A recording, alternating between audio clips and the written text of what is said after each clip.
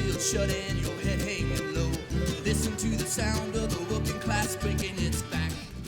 Boy, did I ever pick a good one to start on. Definitely not a dumpster fire in this comment section's future.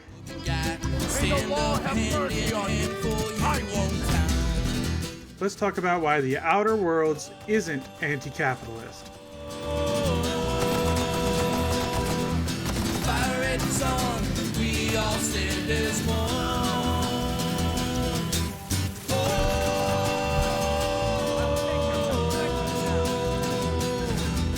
Tear the company and burn Union Town. Where the bosses at the top say I'm gonna go off topic immediately in this video, mainly because it's going to be a lot of pretty harsh criticism, just to point out that I actually do like a lot of things about The Outer Worlds. The first scene between Parvati and Junlei, where you can just nudge her along and shut the hell up, is wonderful. I was just thinking, I haven't got much experience working with actual, real spaceships, Miss Junlei. Chief Junlei. Junlei is fine.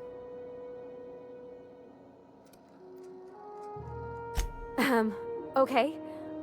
Since you run a whole space station, I was wondering if, well, maybe you could teach me some things.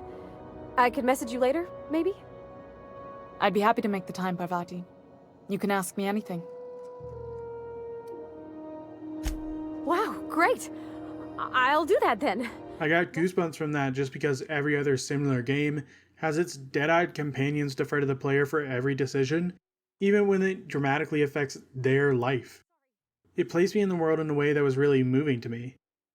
Plus, Parvati is just great.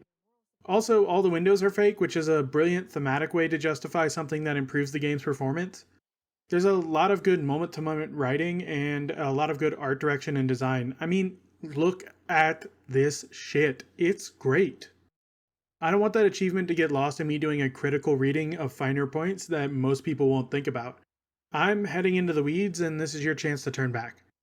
But The Outer Worlds isn't anti-capitalist, and you might want to think about that. Wired, Polygon, PC World, and Slant all specifically call The Outer Worlds anti-capitalist or bring it up. Hell, even Austin Walker at Vice throws around the idea, which, like, my guy, Austin. Mr. Walker. Big fan, but nope. Not even vaguely. I basically only need one thing to prove my point, which is co-director Leonard Boyarsky saying that he's fine with the state of society and doesn't dislike capitalism, that the game has politics but isn't trying to express them. Well, that and through 20 to 30 hours of gameplay, I can't remember ever hearing any character say the word capitalism. Which honestly just makes me wonder how we even got what little this game does to critique it in the first place. It fairly accurately identifies the problems of capitalism on a regular basis, and since the humor is so dry and contextual, a lot of those moments manifest as the game literally telling them to you straight. I earned my place here, just like everyone else. My grandfather was the CIO at Tile, you see. I just told you. My grandfather made millions of bits as CIO, and I earned them from him. Of course it is. Wealth is the most visible, objective measure of success. And success isn't given to you, it's earned. My grandfather taught me that. If you have wealth, you're successful, and if you're successful, you must have earned it. Honestly, it's a simple concept. It recognizes the problem and then stops short of challenging them or even letting the player challenge them basically every time. I honestly don't understand how you spend enough time analyzing the shit that capitalism smears all over everything to make something at least adjacent to satire, but still come out the other side with this sort of platitudinal compromise and civility politics as your guiding light. There's really not a case for the game being anti-capitalist or even anti-corporatist when you really get down to it. But just like we need to talk about why, for example, Liz Warren is reforming leftist policies to the ends of the oligarchic elite, we need to talk about The Outer Worlds and what it's doing. We're going to see this performative corporate antagonism again with games like Cyberpunk 2077 and Watch Dogs Legion. As much as it pains me to say that, because man, do I ever want a good, big Cyberpunk game. But if we treat this stuff as genuine or even lend it that air, a bunch of assholes will swoop in like Nike to Colin Kaepernick and try to use it to sell us trash until we all give up. I want to start diving into the game by examining a quote from Boyarsky's interview with PC Gamer. There are a lot of people in this game who have philosophies that I don't agree with, and I take pains to make those people very likable, very sensible, and very believable. Then there are people in the game who say things I agree with, who are perhaps not very nice to hang out with. So we don't want to set up a straw man or anything and say, look how horrible this is. It's really about looking at all aspects of issues. The last thing we want to do is to make a game that people feel is lecturing them. There's a lot to unpack there, but I want to start with that last sentence because it betrays a disturbing trend among game developers in general and isn't something that the game actually adheres to. There's a sense in the game industry that, for whatever reason, not overtly expressing opinions that conflict with right-wing philosophies and belief systems is somehow more fair. That kneecapping one's own beliefs ahead of time is a noble pursuit, and that expressing them is tantamount to attempting to force your agenda down people's throats, despite the suppression of them being the agenda of everyone who gets mad when you do. It's this sort of collective Stockholm syndrome in response to a bunch of angry people on Twitter that's poisoned a lot of middle and big budget games, insofar as a corporate product can be said to be poisoned. There's actually a piece I really like about that exact phenomenon by Josh Tucker on The Outline called "No Shit Video Games Are Political, They're Conservative" that I'll link in the description. It features quotes from a bunch of other people doing the exact same thing and another quote from Boyarsky for good measure. Maybe I'm being too generous and it's not a reaction to the right-wing political movements within the video game industry. Maybe, as Tucker posits in his piece for The Outline, they really are just conservative people. The Outer Worlds certainly leans towards the conservative side of liberal. I'm not here to litigate Boyarsky's attempts at gaslighting his audience, though. The Outer Worlds is, honestly, one of the more overtly preachy games I've played in recent memory. It does a lot of philosophizing at the player, giving them little opportunity to challenge ideas when they're presented. Take, for example, this scene from the end of Vicar Max's loyalty mission. Everything is perfect.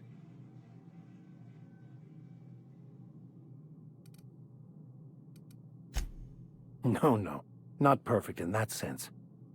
But it is still perfect. It's all there to be experienced, to be lived.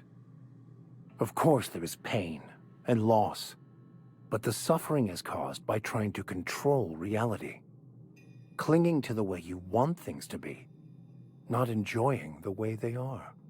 Max is expressing the core tenet of radical acceptance, a philosophical proposition and therapeutic mode of thinking developed by Dr. Marcia Linehan.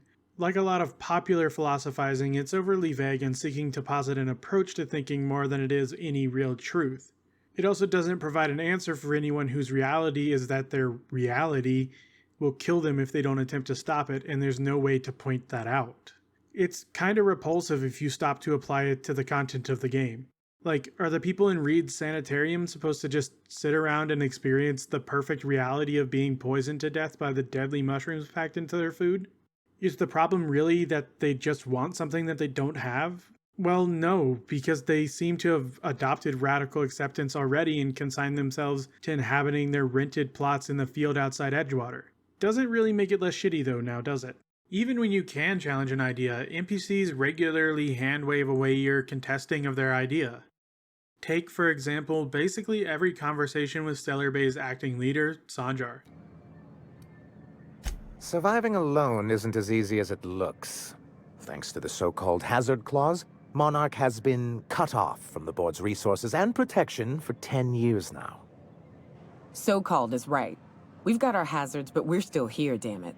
The board took off without so much as a thought for the folks left behind. I don't...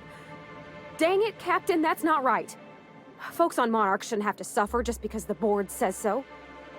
Now, we've kept ourselves in business by trading with individual corporations, but given the off-the-books nature of those transactions, such arrangements are precarious.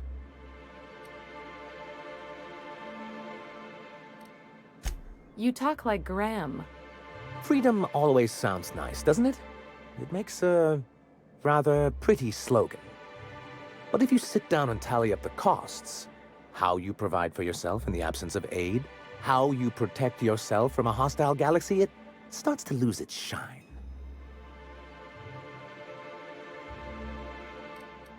I have people to look after. I need to be practical. What does that even mean, Sanjar? What's practical about crawling back to a bunch of people who left you to die? Why don't you work with your neighbors instead of sending me on a fetch quest for military technology so you can murder them when they show up to fight you for being a giant dickhead? It's wildly frustrating to have someone respond to you with something you find to be decidedly wrong-headed, and to have the game not only pretend like it's an acceptable answer, but not give you the opportunity to fully explore the line of reasoning you just pursued. Or to only give you the opportunity to, for example, call Sanjar a coward. I don't find calling Sanjar a coward particularly productive, even if it is true. It doesn't express anything of worth. It's like the writer of that conversation assumed that leftists just tell everyone to fuck off and nothing else. Those people totally exist, but it's not an acceptable representation of anti-capitalist or anti-corporate politics to make "you're a coward" the only option between asking more questions and licking Sanjar's metaphorical boots. Especially in one of the only scenarios where it could directly pit a pro-corporate system of belief against this direct antithesis. I'd rather, say, point out that not building a structure outside of the board's influence that can challenge them is only going to ensure that the problems they create are harder to fix in the future, or that the corporate structure incentivizes a cold, bottom-line approach to dealing with actual people that can't possibly ever treat them with any type of dignity. Similarly, I'd like to rebuff Reed at the end of the Edgewater stuff, but the only option I get to support the deserters gets the "Adelaide is mean" bit thrown back in my face. Adelaide? Adelaide wants nothing more than to see this town suffer. To see me suffer. All you've done is satisfied her hatred. The other three options let me have a savior complex, act like a selfish ass, and tell Reed he's a horrible person. There's about half a dozen other reasons for diverting their power, including not wanting to sell people back into corporate slavery, but that principled response doesn't exist in the game. I'm not sure what part of excluding the option to challenge potentially divisive ideas and statements, or pigeonholing players into a narrow set of arguments, doesn't register as political lecturing to Boyarsky. It's unfair to expect Obsidian to load up a half dozen responses to every conversation, but there's a pattern in the options offered that skews heavily towards sneering at or ignoring chances for the player to make choices that line up with a political belief like anti-capitalism. You can take a bribe, shoot somebody in the face, and help a corporation do some cartoonish bullshit, but you can't suggest that Sanjar establish profit share or encourage us people to unionize. Because why would he do that? He doesn't even really care about reforms that much, he just wants to keep everything that's already been done the same as it was. My hope is to maintain the reforms we've managed here, and who knows? Perhaps once we're restored, we could spread them to other corporations. God, every conversation with Sanjar is the fucking worst. Like Boyarsky, Sanjar isn't actually committed to change. Not really. He's not committed to progress. He thinks he's made all the progress that needs to be made in his town. And all he wants to do is spread that same quote-unquote progress elsewhere. I think a lot of that goes hand in hand with an earlier portion of the quote from Boyarsky, the bit about "we don't want to set up strawmen or anything." The problem with that particular comment is, well, for one, that comes after him directly stating they attempted to undermine the side he agrees with, and also that the game spends all of its time setting up strawman scenarios. It just does so in a manner that suggests Obsidian is towing the same line as every other bigger developer has since a certain alt-right political movement. You know, the one what with all the racist frogs and ethics and game journalism bullshit. I'm not sure he understands that a straw man is any diversion that obfuscates an issue for the sake of making it more easy to argue against, even if you supposedly agree with the ideas, which I firmly believe he does not upon closer examination. Adelaide, the leader of the botanical lab commune that split off from Edgewater, is presented as the queen bee of the Emerald Vale, a hate-filled gatekeeper. The game is so committed to the "you shouldn't side with Adelaide regardless of what she's doing because she's mean" bit, that it has Parvati literally stop you and tell you not to help her, replete with puppy dog eyes. Miss McDevitt's been using corpses in her fertilizer. The thought just makes my skin crawl. Sure, she's found a solution, but it ain't exactly pleasant. It's plain to see she's made the Vale a better place. Fed the hungry, tended the sick. Gave a home to those that had none. But Miss McDevitt delights in Edgewater's suffering. She wants to hurt the town. Do you really want to be party to that kind of hatred? They didn't ask for the bodies that have fertilized their healthy plants. They have people there like Zoe who just want to go party with marauders, which can easily be read as a suggestion that they're not that far from marauders themselves. Their only engineers send you on a fetch quest for Halcyon's equivalent of a set of Engineering for Dummies books. It's all irrelevant or, at best, tangential to the question of where the power should go in the Emerald Vale. To present anything but strawmen would make the choice easy when the other side leaves sick people to die in filthy buildings full of corpses. The deserters are doing something admirable. Their people aren't sick, they aren't literally getting worked to death. The answer to asking for bodies would have been no anyways because Spacer's Choice owns the corpses. But do you really want to side with them considering how mean Adelaide is? The question is constantly framed in the game as whether helping the commune is worth hurting the town, not whether the implications of helping the town are worth destroying a community that escaped its squalor. Graham and Zora, the leaders of a supposedly anarchist group called the Iconoclasts on the planet Monarch, each have character flaws that render them questionable leaders of a principled resistance. Zora because she's a hawk whose solution to problems is to go to war. Graham because he's an out-of-touch narcissistic ideologue and cult leader. Neither fits with a fair representation of the politics they supposedly represent. You may agree with Graham's anti-corporate beliefs, but he instigated a slaughter of supposedly innocent people. Do you really want to side with that guy? Do you really want to side with Zora knowing she's going to kill everyone you've been talking to in Stellar Bay? Nowhere in the game does it present a left project that it addresses on the merits of its politics, ideals, or actions without simultaneously constructing some alternate, non-political reason to not side with its leaders, and subsequently with the project. Hell, it barely even gets anything leftist out there at all without compromising it fundamentally. Felix, for example, is the only explicitly anti-corporate companion in the game. His loyalty mission is entirely structured around realizing that the man who instilled his anti-corporate values in him is a two-timing corporate mercenary who lied to him. Felix is also far from the smartest person around and characterized as only being suited to being an unskilled laborer in at least one ending to the game, which, boy, that's sure a characterization loaded with anti-leftist technocratic ideas. Life in Halcyon was sobering for Felix Millstone. The grand revolution he dreamed of never came. There was no great awakening for the colony, no celebrations in the streets. There was only the hard, desperate work of trying to repair a broken colony. Felix never had a head for numbers, but if there was labor to be done, he was there to help. Eventually, Felix realized that the work of a revolution was done with two hands.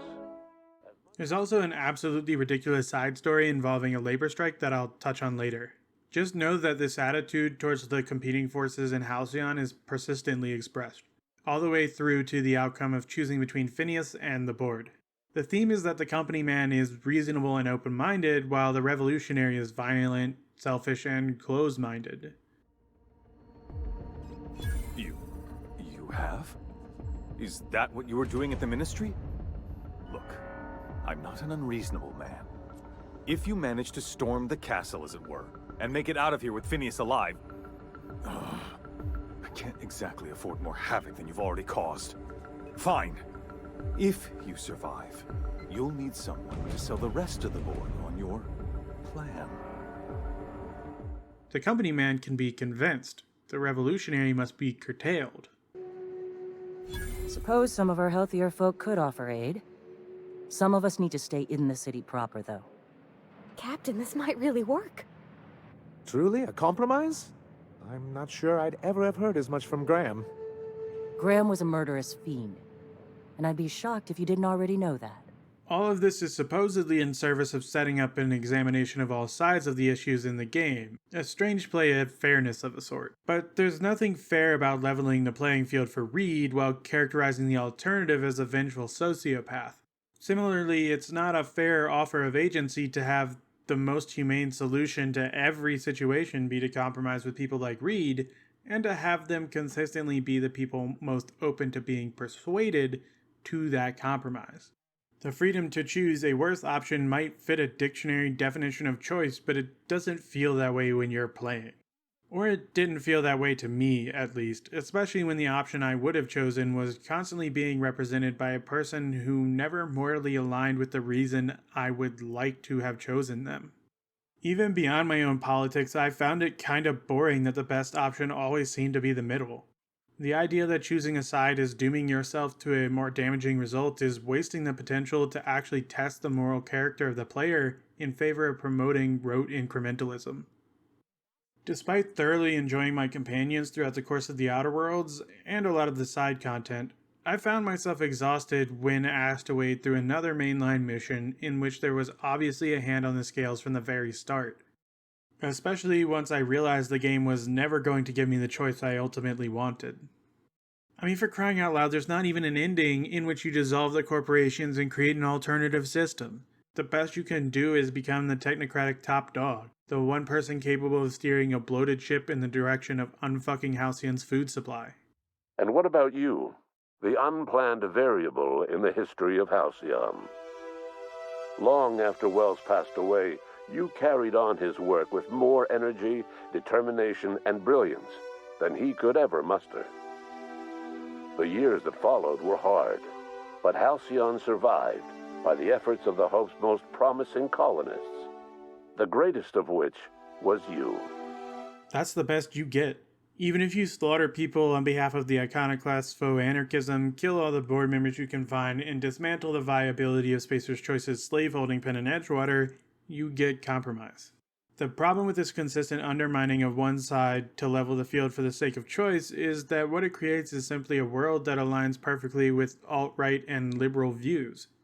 The political right-wing's primary form of argument is already to strawman the left's policies and beliefs. So doing the same is simply making their arguments for them, not constructing a world in which ideas can stand on their own. The only real difference is that in the Outer Worlds, the strawmen aren't just some dipshit yelling about taxes every time someone mentions universal health care. Adelaide lines up perfectly with the talking points of someone like, let's say, Ben Shapiro. She passes the eyeball test of aligning with the project of socialism or communism. She left with the group that desired to live outside of the influence of Spacer's Choice, who represents a corporatized government and its abuse. They're working collectively to build their own community, and the structure of productivity for the sake of profit is not part of their little commune. She's also vindictive and angry at the person at the top of the heap because something bad happened to her, and if you believe Reed, and to an extent Parvati, just unwilling to accept the realities of their situation. She refuses to reintegrate with society unless she's literally given Edgewater. The collapse of Edgewater left its workers bereft of any purpose in life. Most of them made their way to Adelaide McDevitt's camp, hoping to ingratiate themselves into her favor. Adelaide accepted only a few to her community. The rest were turned away and likely died of starvation. Nevertheless, Adelaide's camp grew into a well-established town. Adelaide McDevitt refused to cooperate with the ongoing effort to save Halcyon from collapse. A sympathetic deserter stole a copy of her research and delivered it to the Hope's scientists. It is unclear how useful Adelaide's research was. An optimistic estimate suggests her work may have bought Halcyon another few years of survival. And she scares Parvati enough to engender a dialogue about how mean she is. Ask Vicar Max about the deserters, and he implies that their decision to attempt to go it on their own was idiotic. They rejected the order of society and live beyond the walls so thoughtfully provided by our Spacer's Choice patrons. Does that strike you as a responsible life choice? Conversely, Reed is a hardworking guy who's maybe a bit cold, but at the end of the day is actually just the victim of circumstance. He's a pragmatist who realizes that sometimes bad things are going to happen, and doing the bad thing that prevents the worst thing is better than doing nothing at all or breaking the system everyone relies on. If I had enough medicine to treat everyone who fell sick, I would, but I don't. I can't save everyone. So I have to choose. Yes, it is. And it's necessary. Spacer's Choice is a family. And the survival of the family is more important than the survival of the individual. He's willing to shoulder the burden of not being liked to protect his family. He largely doesn't understand Adelaide's problems as problems beyond the point at which it reflects his own actions. It's simply the way things are, in immutable reality.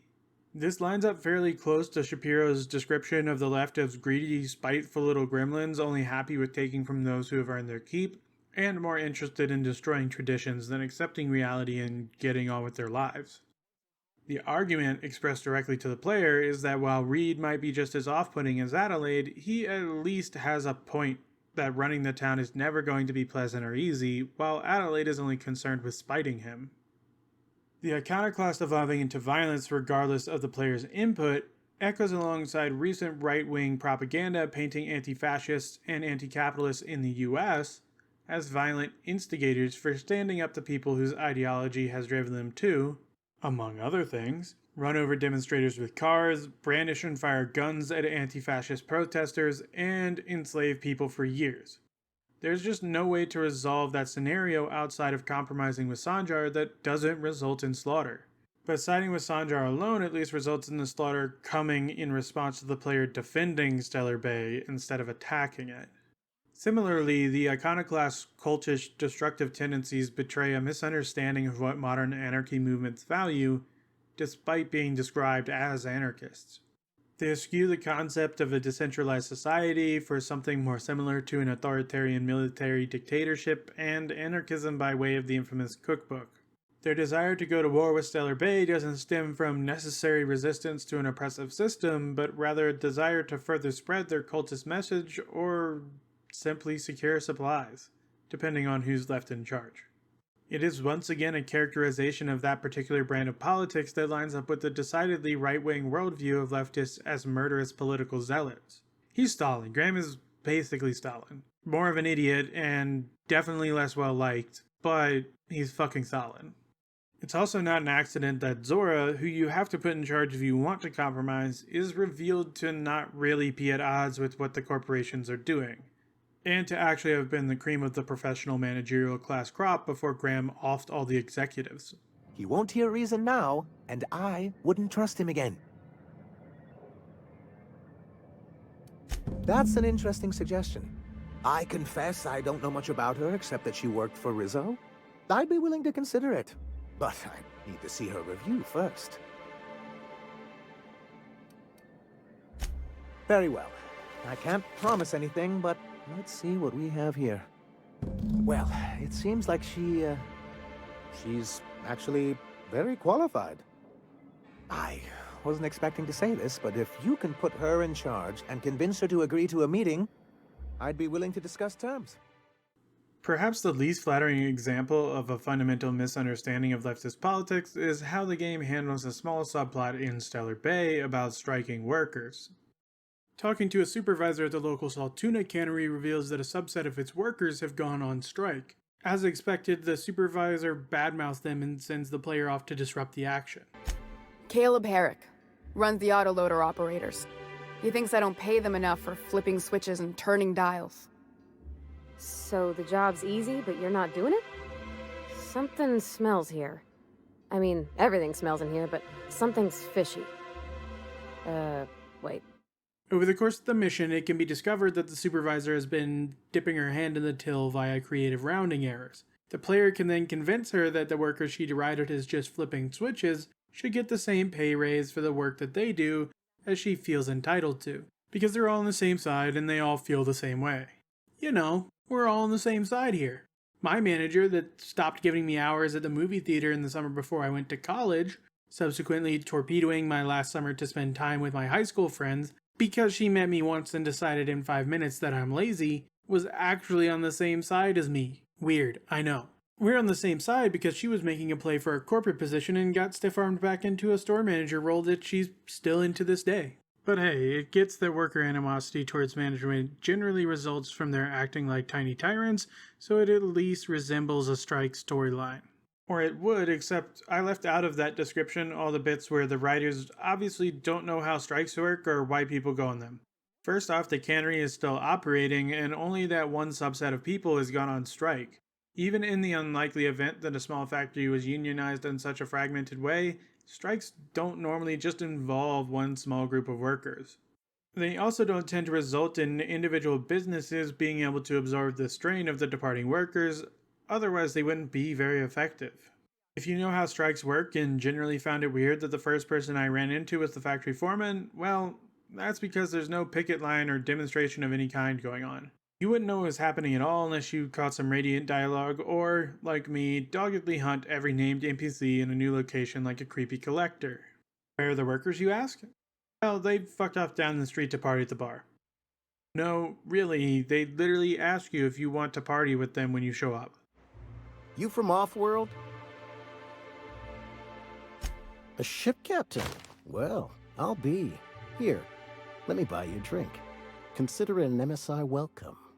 Why don't you grab a chair, sit a spell and revel with us? How are they doing this? Well, that's what strike funds are for, you dummy. Buying booze for 2 weeks straight, not feeding people during a negotiation and paying for basic needs of union members. Also, it never ties itself back into the story of Sanjar or Monarch Stellar Industries, who are still universally portrayed as treating their citizens significantly better than every other corporation in Halcyon. People have time off, they have better housing, they aren't dying of malnutrition, they have disposable income.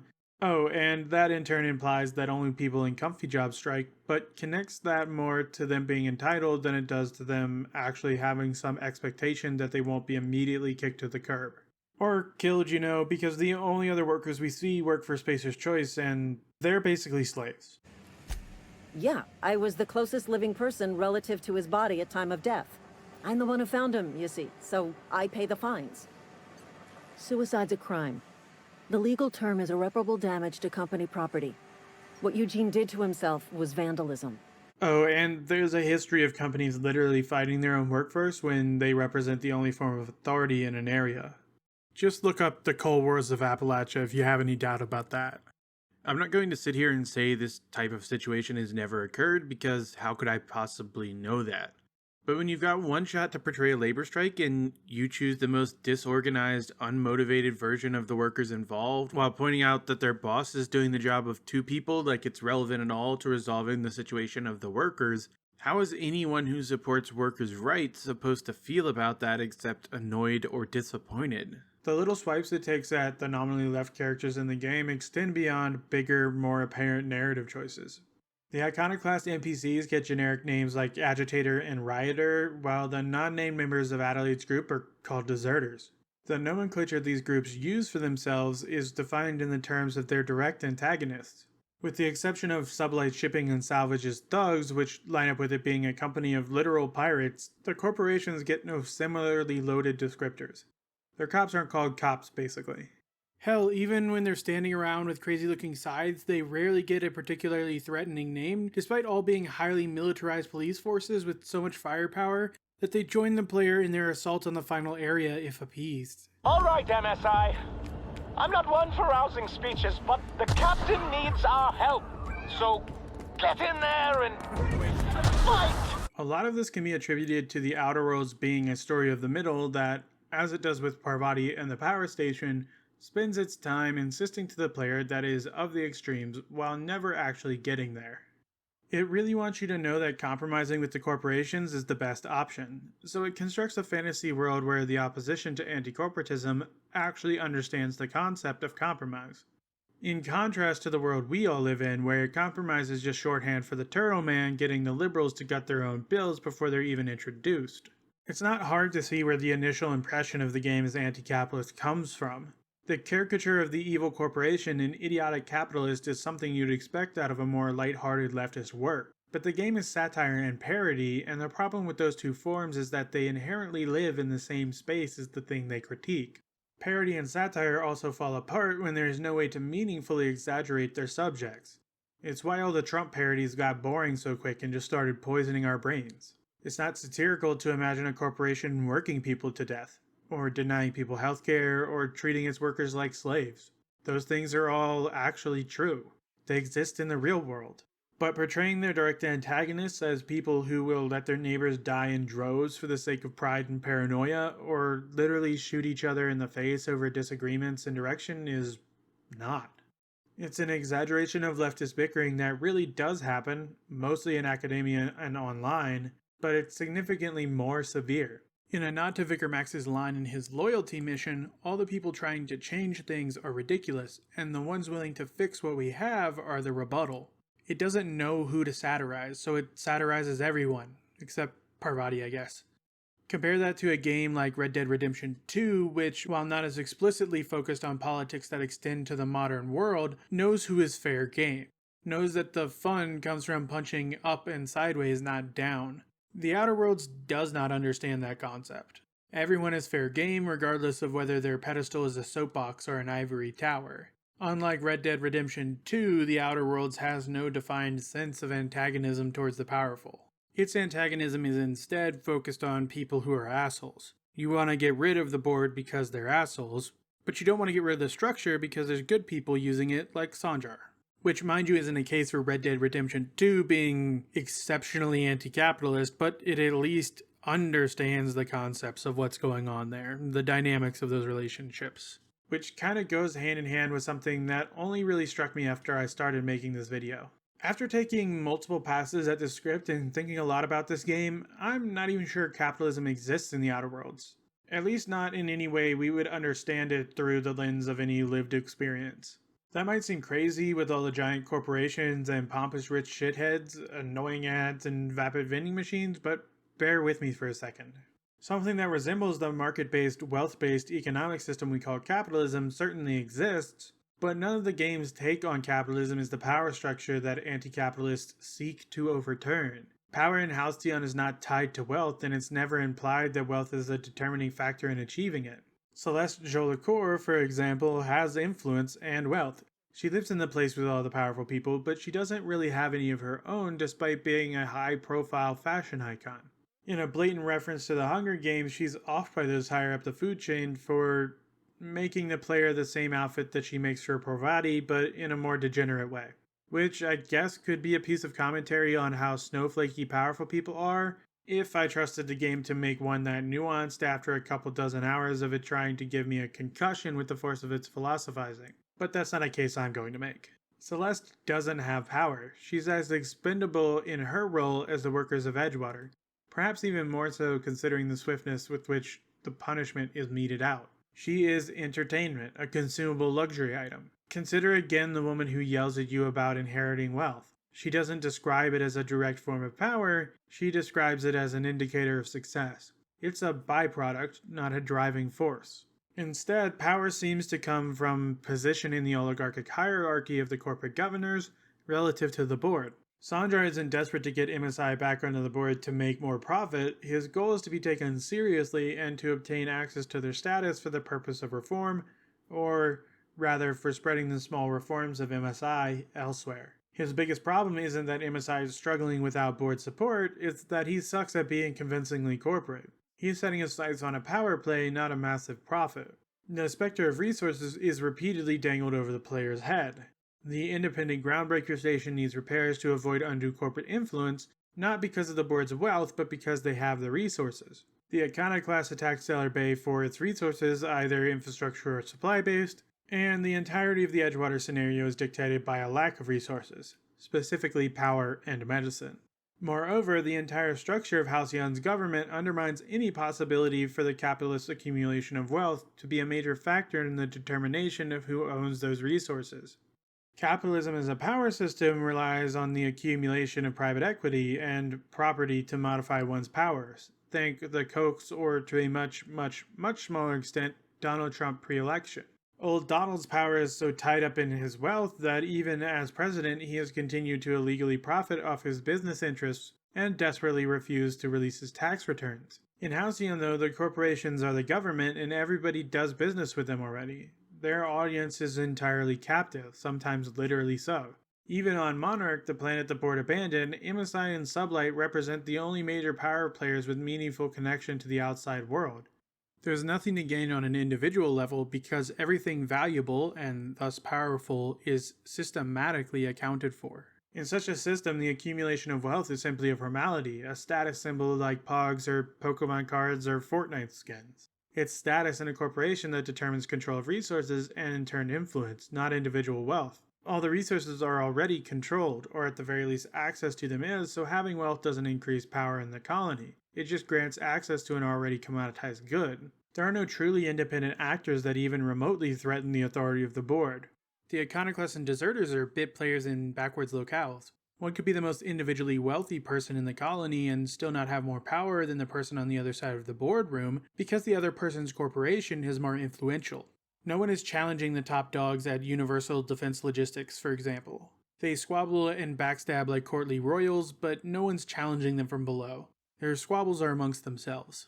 A great example of this is Ellie's loyalty mission, wherein she takes the player to meet her shithead parents. Despite raking in a significant sum from cashing in on Ellie's life insurance policy, their lot in life hasn't changed much. They still live in the same house, Ellie takes you right to it, they still seem to be doing the same things they've always done. Nothing about the conversation suggests they have more influence beyond their ability to impress their friends. They just have nicer marble on their floors. They always had marble, mind you, it's just better now. It's the floors. You had the floors redone with real Terran marble? Since when can you afford that? That's what we've been trying to tell you, dear, but you must understand, we hadn't heard from you in ages. Halcyon is more feudalist in the understanding of Karl Marx than it is modern capitalist. It's a sort of proto-capitalism built on rigid class strata and resource domination. It's an exploitation of the people who came on the journey to Halcyon with the corporations, not of workers they hire. The average citizen's relation to the folks in Byzantium is that of peasants on a noble's land, not labor in the terms of a workplace. They don't own their time. It can't be and is not being bought from them because the corporations already own it. There's also not even a wink and a nod towards a system designed to take wealth from them. While the uber-rich continue to circumvent those systems in the real world with the help of their soulless hordes of coattail-riding lackeys, the systems do actually exist. The rich are taxed, just not at an effective rate. Some people slip through the cracks, but for most the material reality of the colony is that they live on the corporation's dime and owe fealty at every turn. The rich can't imagine ever living in a world without their status because none of them have ever lived without it or worked their way to it, even by the low standards of earning wealth in a capitalist society. There's no way for them to lose it to the people below them, no method by which they might transition between classes or by which anyone might transition between classes. They're not just rich, they're aristocracy, nobility, and the corporations are their family lineage. They live in a place called Byzantium, for crying out loud. The Byzantine Empire was an absolute monarchy. The money only flowed where the people preordained to power decided it should flow, and no amount of money was going to put you higher on the power pyramid than the emperor.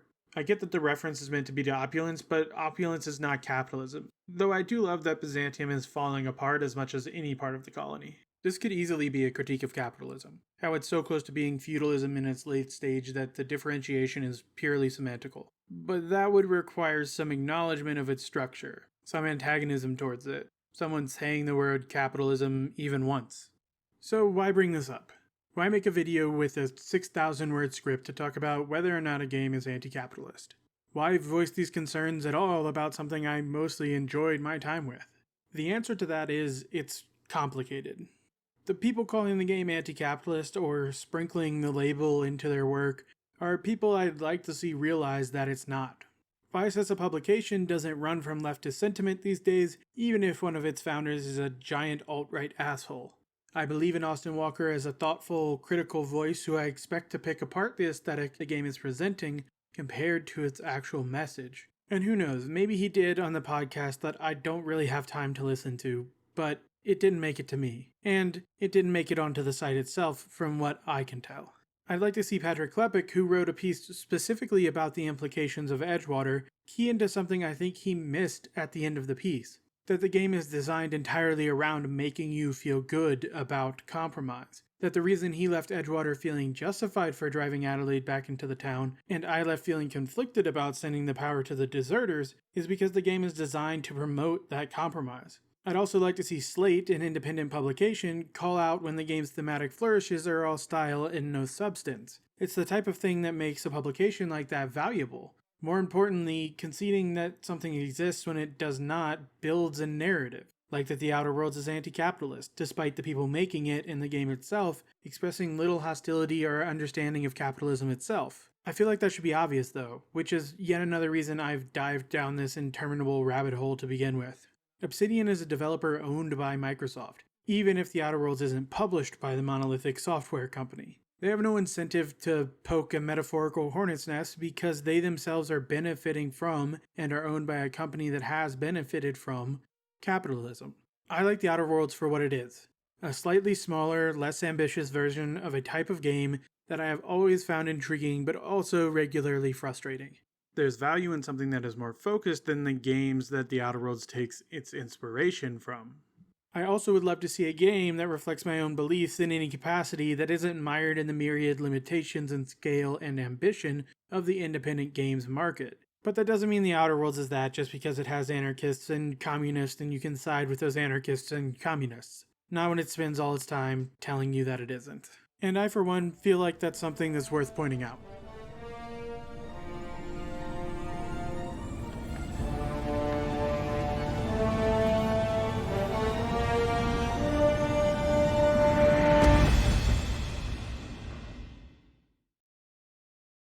Oh, thank God that's over.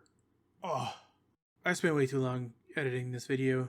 And I'm sorry about any audio inconsistencies. I tried to fix them, but when my voice and throat get tired from talking, which tends to happen really fast, I get more nasally and I also start mumbling more, which is probably just an effect of me not being used to this type of thing. I'm a writer by trade, or I guess by history at this point, not a podcaster or talker of any kind. I'm not a great public speaker, but if you got here, I want to thank you for sitting through my mismatched audio clips. I'm not really a call to action guy. I tend to not like them, even when they're done by people I really respect, so I'm going to limit it to one. And I would like to limit it to one for any of these I do in the future, if I do them in the future. Just subscribe. That's all I need. I want to know if people want me to keep doing this, and if they don't, then I'd like to stop spending obscene amounts of time editing videos together. I don't even care if you press the bell icon. You can thumbs up or thumbs down the video. I don't care. I'm not gonna put myself on the screen and point towards it. You do whatever the fuck you want. I don't have a Patreon. If you feel in some way inspired to donate to me because of this, which I don't know why you would, there's going to be a PayPal donation link in the description. I realize it's kind of shitty and I wouldn't want you giving money to PayPal if I had any other option. But I don't have a Patreon, don't plan to set one up right now, and that's about the easiest way to get that done. So again, thanks for watching. Hopefully I'll have another one of these up sometime in the future. I'm kind of on the H-Bomber guy schedule here, just whenever.